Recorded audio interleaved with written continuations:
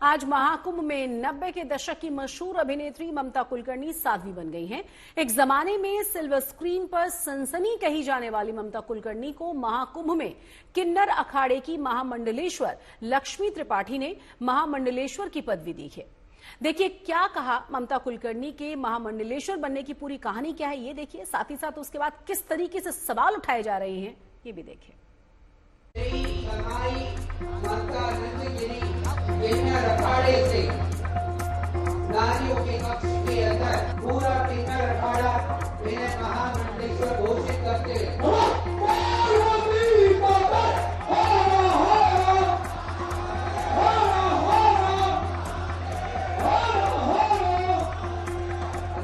ये है ममता कुलकर्णी, 90 के दशक की मशहूर नायिका। लेकिन आज ममता कुलकर्णी की पहचान बदल गई। ममता कुलकर्णी का चोला बदल गया, शरीर पर भगवा वस्त्र है और नई पहचान है, ममता नंदगिरी। मैंने 23 साल तप किया है।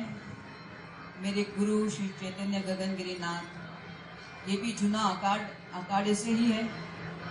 और मैं लक्ष्मी श्री नारायण त्रिपाठी डॉक्टर से 2 साल में संपर्क में थी और उन्होंने मेरी 23 साल की तपस्या को समझा और जगत गुरु महेंद्र नंद तिवारी ने मेरी परीक्षा ली 2-3 दिन से कि मुझे कितना ज्ञान तप और ब्रह्म विद्या के बारे में क्या जानकारी थी, ये मुझे नहीं मालूम था। ये 3 दिन से मेरी तपस्या जो 23 साल की थी उसका इम्तिहान चल रहा था और मैं उसमें पूरी तरह उत्तीर्ण हो गई।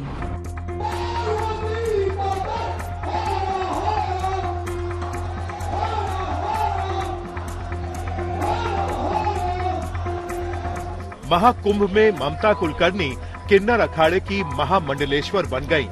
संगम के तट पर विधि विधान से पिंड दान किया और किसी जमाने में सिल्वर स्क्रीन की सनसनी रही ममता कुलकर्णी एक साध्वी बन गई।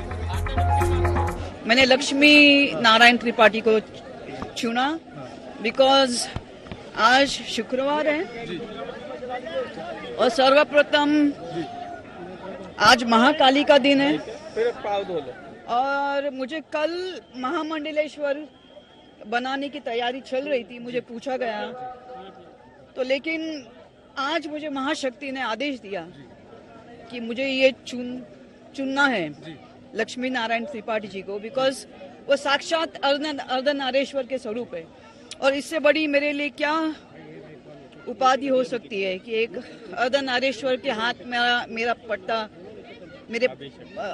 पट्टा अभिषेक हो रहा है। दरअसल आज सुबह ममता कुलकर्णी किन्नर अखाड़े पहुंची थी। किन्नर अखाड़े की आचार्य महामंडलेश्वर लक्ष्मी नारायण त्रिपाठी से आशीर्वाद लिया। इसके बाद किन्नर अखाड़े ने ममता कुलकर्णी को महामंडलेश्वर की पदवी देने का ऐलान कर दिया। ममता कुलकर्णी का दावा है कि महामंडलेश्वर बनने के लिए उन्होंने कठोर तप किया है। कई वर्षों की तपस्या के बाद वो यहाँ पहुंची हैं। लक्ष्मी नारायण त्रिपाठी से बेहतर कोई और संस्था मिली ही नहीं, सोच ही नहीं सकती थी। मैं सांसारिक जीवन में रहते हुए भी मैं चाहती थी स्वातंत्र से मैं अपना जीवन जीऊं। मुझे बॉलीवुड में वापस नहीं आने का मैंने कभी, इसलिए मैंने 23 साल पहले बॉलीवुड को छोड़ दिया था। तो वापस जाने का कोई सवाल ही नहीं उठता। हाँ, लेकिन जैसे एक सनातन धर्म अपना होता है, सनातन मतलब क्या होता है, जो नित्य है, सदैव था, है और रहेगा, उसका प्रचार मैं निश्चय स्वतंत्र रूप से मध्यम मार्ग को लेते हुए उसका मैं और प्रचार करूंगी। वैसे ममता कुलकर्णी ने 90 के दशक में तमाम बड़े अभिनेताओं के साथ काम किया, लेकिन वो विवादों में भी रही। कई सालों की गुमनामी के बाद एक बार फिर ममता कुलकर्णी सुर्खियों में हैं।